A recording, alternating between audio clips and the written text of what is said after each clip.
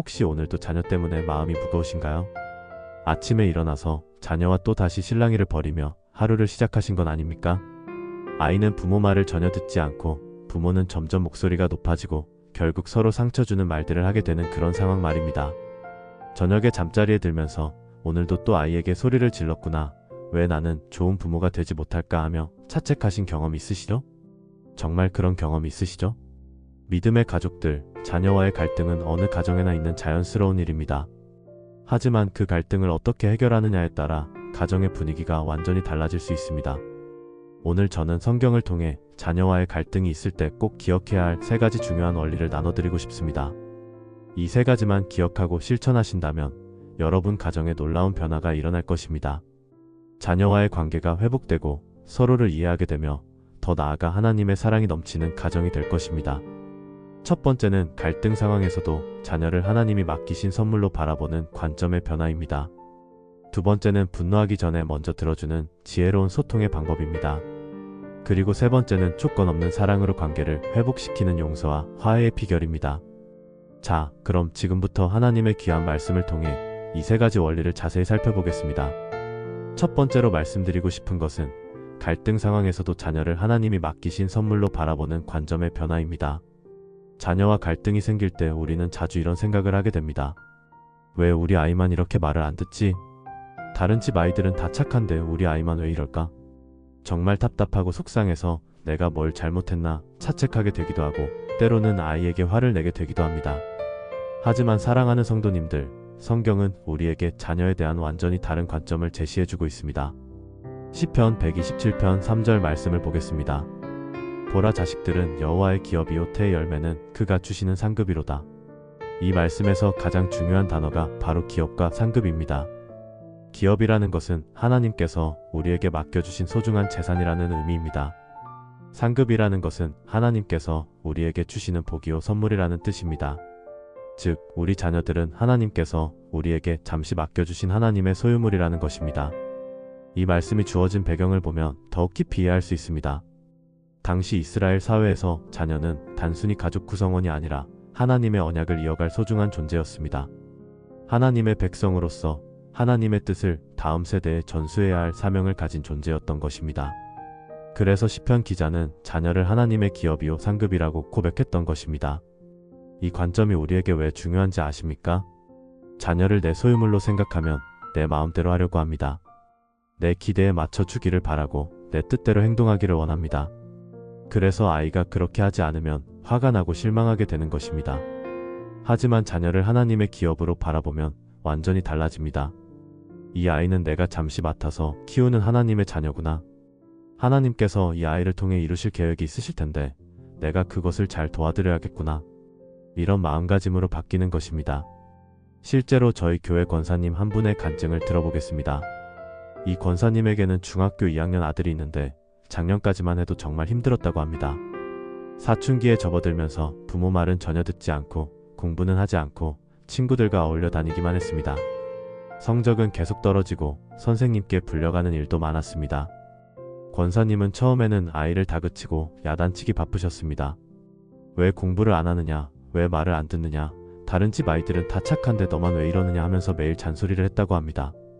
그런데 그럴수록 아이는 더욱 반항적이 되었고 심지어 집에 들어오는 시간도 늦어졌습니다. 그러던 중에 시편 127편 3절 말씀을 묵상하게 되었다고 합니다.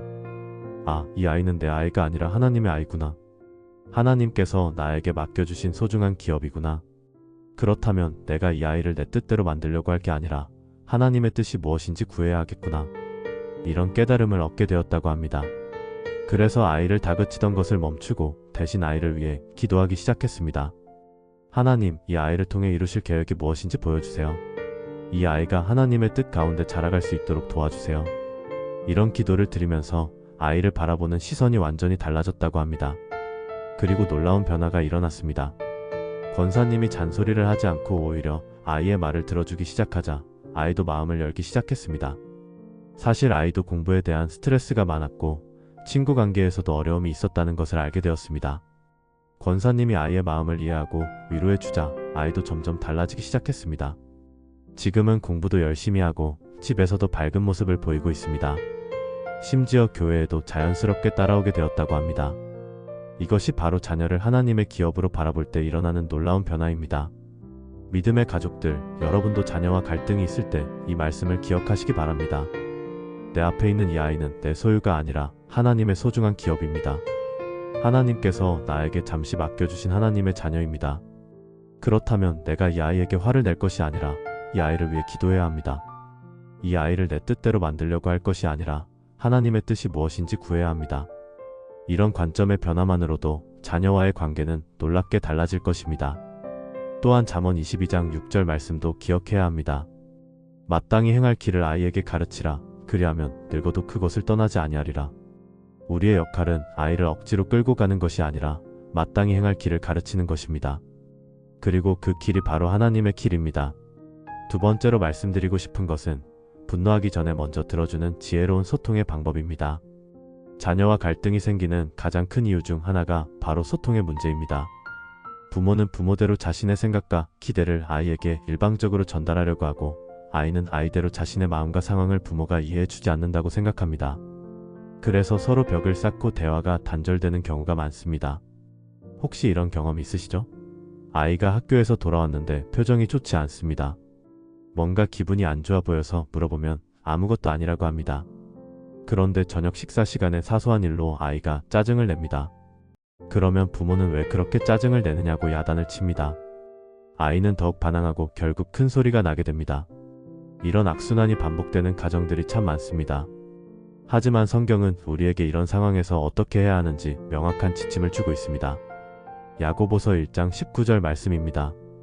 내 사랑하는 형제들아, 너희가 알지니 사람마다 듣기는 속히 하고 말하기는 더디하며 성내기도 더디할지니라. 이 말씀은 소통에 있어서 가장 중요한 세 가지 원리를 제시해주고 있습니다. 듣기는 속히 하고 말하기는 더디하고 성내기도 더디하라는 것입니다. 특히 자녀와의 관계에서 이 순서는 매우 중요합니다. 먼저 들어야 하고 그 다음에 말해야 하며 성내는 것은 가장 나중에 해야 한다는 것입니다. 이 말씀이 주어진 배경을 보면 더욱 의미가 깊습니다. 야고보서가 쓰여질 당시 초대교회 성도들은 다양한 배경과 계층의 사람들로 구성되어 있었습니다. 유대인과 이방인, 부자와 가난한 자, 배운 자와 배우지 못한 자들이 함께 신앙생활을 하다 보니 갈등이 생기기 쉬웠습니다. 그런 상황에서 야고보는 진정한 소통의 비결을 알려준 것입니다. 먼저 상대방의 말을 들어라. 그리고 나서 내 말을 하되 신중하게 하라. 그리고 화내지 말라는 것입니다. 사랑하는 성도님들, 이 원리는 자녀와의 관계에서도 그대로 적용됩니다. 아이가 짜증을 내거나 반항할 때 우리의 첫 번째 반응은 왜 그러느냐고 야단치는 것입니다. 하지만 성경의 원리는 먼저 들어보라는 것입니다. 아이가 왜 그런 행동을 하는지, 무슨 일이 있었는지, 어떤 마음인지를 먼저 들어보라는 것입니다. 실제로 저희 교회 집사님 한 분의 경험을 나눠보겠습니다. 이 집사님에게는 고등학교 1학년 딸이 있는데 어느 날 학교에서 돌아온 딸이 방문을 쾅 닫고 들어가더니 나오지 않았습니다. 저녁을 먹자고 불러도 대답이 없고 억지로 나와서도 말 한마디 하지 않았습니다. 평소 같았으면 집사님도 왜 그러느냐고 소리를 질렀을 텐데 그날은 야고보서 1장 19절 말씀이 생각나서 참았다고 합니다. 저녁 식사 후에 딸의 방 앞에서 조용히 말했습니다. 딸아, 엄마는 여기 있으니까 이야기하고 싶을 때 언제든지 나와. 그리고 기다렸습니다. 1시간쯤 지나니까 딸이 방에서 나와서 거실 소파에 앉더랍니다. 집사님은 아무 말하지 않고 딸 옆에 가서 같이 앉았습니다. 그리고 조용히 물었습니다. 무슨 일 있었니? 그제서야 딸이 마음을 열고 이야기하기 시작했습니다. 학교에서 친한 친구와 오해가 생겨서 다퉜다는 것이었습니다. 자신은 잘못한 게 없는데 친구가 오해를 해서 화를 낸다는 것이었습니다. 그래서 억울하고 속상해서 집에 와서도 기분이 안 좋았다는 것입니다. 집사님은 딸의 이야기를 끝까지 들어준 후에 말했습니다. 그랬구나, 정말 속상했겠다. 엄마도 내 나이 때 그런 일이 있었는데 정말 힘들었거든. 그리고 딸을 안아주면서 위로해 주었습니다. 그랬더니 딸이 울면서 말하더랍니다. 엄마 고마워. 나를 혼내지 않고 들어줘서 고마워. 그 일이 있은 후부터 딸은 학교에서 무슨 일이 있으면 먼저 엄마에게 이야기하게 되었다고 합니다. 이것이 바로 듣기를 속히 하는 것의 놀라운 효과입니다. 믿음의 가족들, 자녀가 무언가 문제를 일으켰을 때 먼저 야단치지 마시고 들어보시기 바랍니다. 왜 그런 행동을 했는지, 무슨 일이 있었는지, 어떤 마음인지를 먼저 들어보세요. 그러면 많은 경우에 아이의 행동에는 나름의 이유가 있다는 것을 발견하게 될 것입니다. 물론 잘못한 것은 바로잡아 주어야 하지만 먼저 들어주는 것만으로도 아이는 부모가 자신을 이해해 준다고 느끼게 됩니다. 또한 잠언 18장 13절 말씀도 기억해야 합니다. 사연을 듣기 전에 대답하는 자는 미련하여 욕을 당하느니라. 자녀의 사연을 먼저 들어보지도 않고 대답하는 것은 미련한 일이라는 것입니다. 그리고 잠언 27장 5절에서 6절 말씀처럼 때로는 사랑하는 마음으로 책망해야 할 때도 있지만 그것도 먼저 충분히 들어본 후에 해야 하는 것입니다. 은밀한 책망이 드러내지 않는 사랑보다 나으니라. 친구의 아픈 책망은 충직으로 말미암는 것이나 원수의 잦은 입맞춤은 거짓에서 난 것이니라. 진짜 사랑은 때로는 책망을 하는 것이지만 그 책망도 충분히 들어본 후에 하는 지혜로운 책망이어야 합니다. 세 번째로 말씀드리고 싶은 것은 조건 없는 사랑으로 관계를 회복시키는 용서와 화해의 비결입니다. 자녀와 갈등이 생겼을 때 가장 중요한 것은 그 갈등을 어떻게 마무리하느냐 하는 것입니다. 많은 부모들이 아이와 다투고 난 후에 서로 토라져서 며칠씩 말을 하지 않는 경우가 있습니다. 아이는 아이대로 부모가 미워서 말을 하지 않고 부모는 부모대로 아이가 사과할 때까지 기다리겠다고 고집을 피웁니다. 하지만 이런 방식으로는 절대 문제가 해결되지 않습니다. 오히려 관계만 더욱 멀어질 뿐입니다. 성경은 우리에게 완전히 다른 해결책을 제시해주고 있습니다. 그것이 바로 조건 없는 사랑과 먼저 다가가는 화해입니다. 누가복음 15장에 나오는 탕자의 비유를 보겠습니다. 특히 20절 말씀입니다. 이에 일어나서 아버지께로 돌아가니라. 아직도 거리가 먼데 아버지가 그를 보고 측은히 여겨 달려가 목을 안고 입맞추니. 이 장면은 정말 감동적입니다. 탕자가 집을 나간 지 오랜 시간이 지났습니다. 아버지의 재산을 가지고 나가서 방탕하게 살다가 모든 것을 다 잃고 거지가 되어서 돌아왔습니다. 아버지로서는 얼마나 실망스럽고 화가 났을까요? 하지만 아버지는 아들을 멀리서 보자마자 달려가서 안아주었습니다. 아들이 사과하기도 전에, 아들이 잘못했다고 인정하기도 전에 먼저 안아준 것입니다. 이것이 바로 하나님의 사랑입니다. 그리고 이것이 바로 부모가 자녀에게 보여주어야 할 사랑의 모습입니다. 이 비유의 배경을 보면 더욱 의미가 깊습니다. 예수님께서 이 비유를 말씀하신 것은 바리새인들과 서기관들이 예수님이 죄인들과 함께 식사하는 것을 비난했기 때문입니다. 그들은 죄인들이 먼저 회개하고 의로워진 후에야 하나님께 나아올 수 있다고 생각했습니다. 하지만 예수님은 이 비유를 통해 하나님의 사랑은 조건이 없다는 것을 보여주셨습니다. 죄인이 돌아오기만 하면 먼저 달려가서 안아주시는 것이 하나님의 마음이라는 것입니다. 사랑하는 성도님들, 자녀와의 관계에서도 마찬가지입니다. 아이가 잘못했을 때 아이가 먼저 사과할 때까지 기다리지 마세요. 부모가 먼저 다가가서 안아주세요. 물론 잘못한 것은 바로잡아 주어야 하지만 그 전에 먼저 사랑한다는 것을 보여주어야 합니다. 실제로 저희 교회 권사님 한 분의 간증을 들어보겠습니다. 이 권사님에게는 대학생 아들이 있는데 작년에 큰 갈등이 있었습니다. 아들이 부모 몰래 아르바이트를 하다가 학점이 많이 떨어진 것입니다. 권사님은 정말 화가 나서 아들을 크게 야단쳤습니다. 왜 거짓말을 했느냐, 왜 학업을 소홀히 했느냐, 앞으로 어떻게 될 것이냐 하면서 몇 시간 동안 야단을 쳤다고 합니다. 아들은 아들대로 자신 나름대로 이유가 있었다면서 반박했고 결국 큰 소리가 났습니다. 그 이후로 며칠 동안 아들은 집에 들어와도 방에만 있고 밥도 같이 먹지 않았습니다. 권사님도 아들이 먼저 사과할 때까지 기다리겠다고 고집을 피웠습니다. 그런데 주일 예배 때 이 탕자의 비유 말씀을 들으면서 마음이 바뀌었다고 합니다. 아, 내가 지금 바리새인처럼 행동하고 있구나. 아이가 먼저 사과할 때까지 기다리는 것이 아니라 내가 먼저 다가가야 하는 것 아닌가. 이런 깨달음을 얻었다고 합니다. 그래서 그날 저녁에 아들의 방으로 가서 문을 두드렸습니다. 아들이 나오지 않자 방문을 열고 들어가서 아들의 침대에 앉았습니다. 그리고 조용히 말했습니다. 아들아, 엄마가 너무 화를 내서 미안하다. 내가 아르바이트를 한 것도 나름대로 이유가 있었을 텐데 엄마가 그것을 들어보지도 않고 야단부터 쳤네. 엄마가 잘못했다. 용서해 줄래? 그랬더니 아들이 울면서 엄마 품에 안겼다고 합니다. 그리고 자신이 아르바이트를 한 이유를 털어놓았습니다. 가정 형편이 어려운 것을 알고 있어서 부모님께 부담을 드리고 싶지 않아서 학비를 스스로 벌려고 했다는 것이었습니다. 하지만 일과 공부를 병행하는 것이 생각보다 어려워서 학점이 떨어지게 되었다는 것입니다. 권사님은 그 이야기를 듣고 오히려 아들이 기특해서 더 많이 울었다고 합니다. 그 일이 있은 후로 모자 관계가 훨씬 더 가까워졌습니다. 아들도 이제는 무슨 일이 있으면 먼저 부모님께 상의하게 되었고 학업도 더욱 열심히 하게 되었다고 합니다. 이것이 바로 먼저 다가가는 사랑의 놀라운 효과입니다. 믿음의 가족들, 자녀와 갈등이 있을 때 누가 먼저 사과하느냐를 따지지 마시고 부모가 먼저 다가가시기 바랍니다. 잘못한 것을 덮어두자는 것이 아닙니다.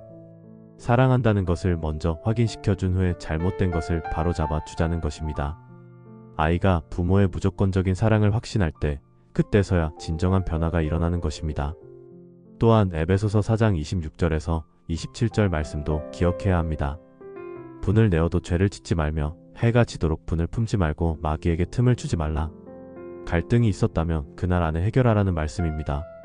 해가 지도록 화를 품고 있으면 마귀가 틈을 타서 관계를 더욱 악화시킨다는 것입니다. 그러므로 자녀와 다툰 날에는 반드시 그날 안에 화해하시기 바랍니다.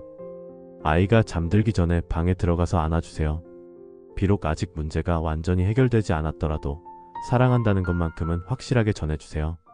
그러면 아이는 부모의 사랑 안에서 안정감을 느끼게 되고 자신의 잘못을 돌아보게 될 것입니다. 실제로 많은 심리학 연구에서도 이것이 증명되고 있습니다. 부모의 무조건적인 사랑을 받고 자란 아이들이 더 건강한 인격을 형성한다는 것입니다.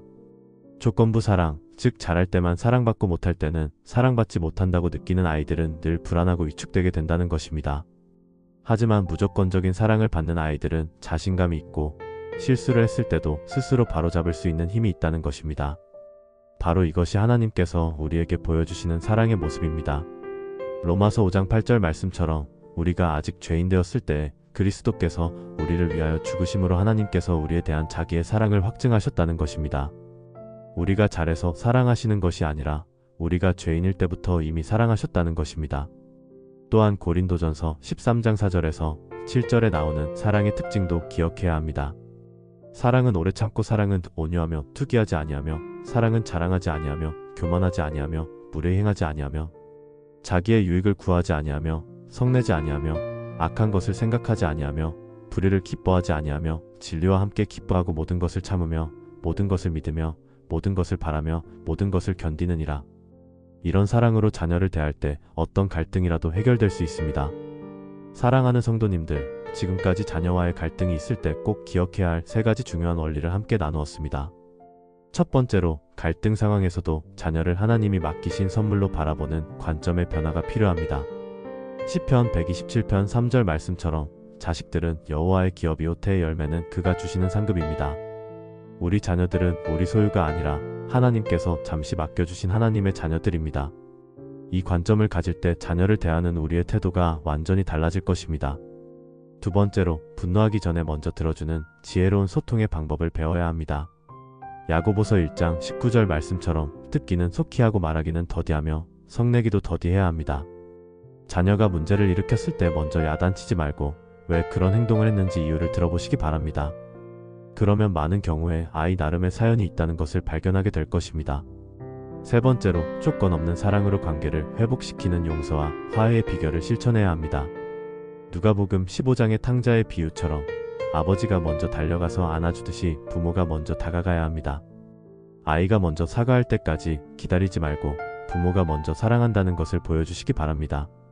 사랑하는 믿음의 가족들, 이 3가지 원리만 기억하고 실천하신다면 여러분 가정에 놀라운 변화가 일어날 것입니다. 자녀와의 갈등이 오히려 더 깊은 사랑과 이해의 기회가 될 것입니다. 서로를 더욱 잘 알게 되고 더욱 가까워지는 계기가 될 것입니다. 그리고 무엇보다 그런 가정을 통해 하나님의 사랑이 이 세상에 증거될 것입니다.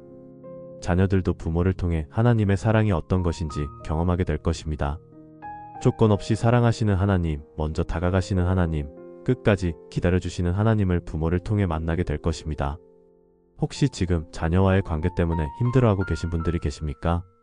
오늘 밤 집에 가셔서 자녀의 방에 들어가 보세요. 아이가 자고 있다면 이마에 살짝 키스해주세요. 아이가 깨어있다면 안아주면서 사랑한다고 말해주세요. 비록 아직 해결되지 않은 문제들이 있을지라도 사랑한다는 것만큼은 확실하게 전해주세요. 그러면 하나님께서 그 사랑을 통해 놀라운 치유와 회복의 역사를 일으키실 것입니다. 또한 매일 자녀를 위해 기도하시기 바랍니다. 하나님, 이 아이가 하나님의 자녀로서 건강하게 자라갈 수 있도록 도와주세요. 이 아이를 통해 하나님께서 이루실 계획을 보여주세요. 이 아이와 제가 서로를 더 잘 이해할 수 있게 해주세요.